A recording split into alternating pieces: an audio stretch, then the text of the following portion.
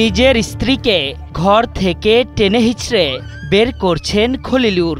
মাটিতে ফেলে শারীরিক লাঞ্ছনার পর স্ত্রীকে জীবন্ত কবর দেওয়ার চেষ্টাও করেন তিনি। শনিবার ভিডিওটি সামাজিক মাধ্যমে আসতেই তা মুহূর্তেই ভাইরাল হয়ে যায়। কিন্তু এর পেছনের ঘটনা নিয়ে এরই মধ্যে শুরু হয়েছে নানা আলোচনা। বিগত কয়েক বছর ধরেই অসুস্থ খলিলের স্ত্রী খোশেদা বেগম। তিনি শয্যাশায়ী হওয়ার পর থেকেই ঘরের সব কাজ নিজ হাতে করেন খলিল। হঠাৎ করেই তার এমন কাজে তোলপাড় শুরু হয়েছে এলাকায়। অনেকেই বলছেন নাতি খোকন মিয়ার ভিডিও তৈরির কারণেই এমনটি করেছেন বৃদ্ধ খলিল। ডিজিটাল অসুস্থতা, সেটা হচ্ছে তার নাতি, উনি যিনি ভিডিও করছেন, আমি ওনার সাথেও কথা বলি, তো স্থানীয় চেয়ারম্যানরা বলে যে নানা নাতির মধ্যে একটা আলাদা সম্পর্ক। এখন নাতি দ্বারাও সে ইন্সপায়ার্ড হইতে পারে যে না এইভাবে কর, বা ইনস্ট্রাকশনের যে বিষয়টা যে না এইভাবে করো, তাহলে কিন্তু এইভাবে হলে ভিউ বাড়ে, বা এটা মানে এরকম একটা হয়। এই একটা মিলিত কম্বিনেশন হলো কালকের এই রূপটা। দুজনই বৃদ্ধ। ইভেন আমি ওই মহিলার সাথে কথা বলি যে আপনার সাথে কি আগে থেকে উনি নির্যাতন করেন কিনা, তো উনি অস্বীকার করছে যে না উনি নির্যাতন করে। কালকের যে ঘটনাটা, প্রতিবেশী সবাই হতবাক। আর এলাকায় ওনার একটা আলাদা রেপুটেশন আছে ভদ্র মানুষ হিসেবে। ইভেন উনি ওনার স্ত্রীকে এতটাই ভালোবাসে, বা তাদের দুজনের মধ্যে সম্পর্ক এতটাই ভালো যে উনি ওনার স্ত্রীকে একা রেখে যায় না কোথাও, একটা ভ্যান নিয়ে নাকি যেখানেই যায় তার স্ত্রীকে সাথে রাখে। তো এটা তো একটা নোবেল ওয়ার্ক, কিন্তু এই এক ভিডিওতে তার এই পুরোটাই শেষ। খলিল ব্যক্তি জীবনে খুবই সাধারণ মানুষ।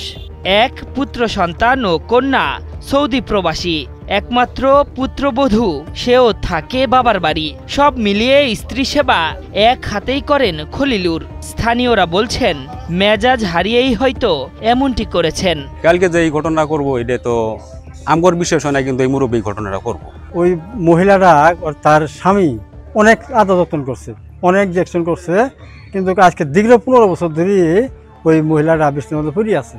বহুদিন যাবত তো ওই মহিলা টানা ছাড়ছে ওই মুরব্বী করে, করতে করতে নার্ভাস হয়ে গেছে গা, যার জন্য রাগ হয়েছে বেশি। এই রাগের কারণে এই প্রবলেমটা হয়েছে। তবে এই ঘটনাটা নেগেটিভ পয়েন্টে দেখা যাব না। এখন ভিডিও করছে ওর নাতিয়ে, যেটা করছে ওটাই তো সত্য, এটা তার অসত্য করা যাব না, বলে অসত্য।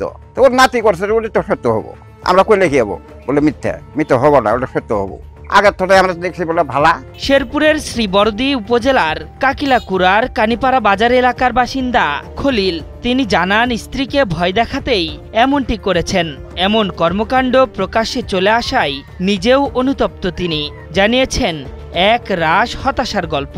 আমি বাবা ভুল করি, আমি জীবন ওর উপরে হাত তুলি নাই। আমি 16 নাগাদ যে বিয়ে করে যাইছি, অগামী ধরে মা তুলাই, পিঁপড়ের ধরে মারি তুলাই। ওরে দূরে চোখ বালা করুন যে আমার কি বেঁচে গেছিলাম আমি, না চোখ দূরে জল নষ্ট হয়ে গেছে। ওর বাপ মা ভাই বোন কেউ নাই, এটা আমি ছাড়া।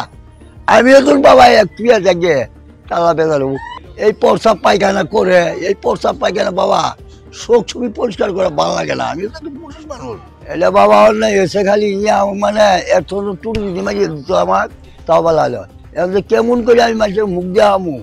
স্ত্রীকে নির্যাতনের ভিডিওটি ভাইরাল হতেই তার নজরে পড়ে স্থানীয় প্রশাসনের। বিষয়টি সুরাহা করতে দ্রুতই পদক্ষেপ নেন উপজেলা নির্বাহী কর্মকর্তা। যে মিস ইনফরমেশন যেটা গেছে যে লোকটা দীর্ঘদিন থেকেই ওনাকে নির্যাতন করতেন, আসলে বিষয়টা তা না। বিষয়টা হচ্ছে যে দীর্ঘদিন থেকে উনি ওনার সেবা শুশ্রূষা করতেন ওই মহিলার। ইভেন উনি সম্পর্কে ওনার স্ত্রী, উনি নিজেও অনেক অসুস্থ। তো এখানে ওই মনুষ্য বর্জ্য যেগুলো হয়, মানে যেগুলো যে পেশাব পায়খানা বিছনায় থাকে, এগুলো পরিষ্কার করতে করতে এই বৃদ্ধ লোক নিজেই ট্রমাটাইজড। হ্যাঁ, তো আমি নিজে তার লিভিং রুমটা ভিজিট করি।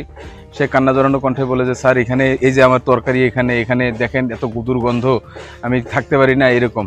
তো এইটারই তারা প্রান্তিক মানুষ, এটারই একটা বিভৎস বহিঃপ্রকাশ ঘটে গেছে। এই ঘটনার পর থেকেই পলাতক আছেন খলিলের নাতি খোকন মিয়া।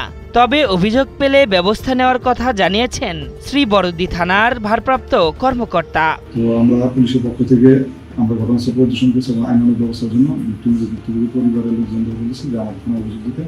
এছাড়া আজকে সকালে আমাদের ইউনিয়নে ঘটনাস্থল পরিদর্শন করেছেন। খোশেদা বেগমকে আর যেন এমন নির্যাতনের মুখোমুখি হতে না হয় সেজন্য প্রশাসনকে নজর রাখার আহ্বান স্থানীয়দের। সেই সাথে সুন্দর ভবিষ্যৎ নিশ্চিতে তাকে বৃদ্ধাশ্রমে আশ্রয়ের দাবিও উঠেছে।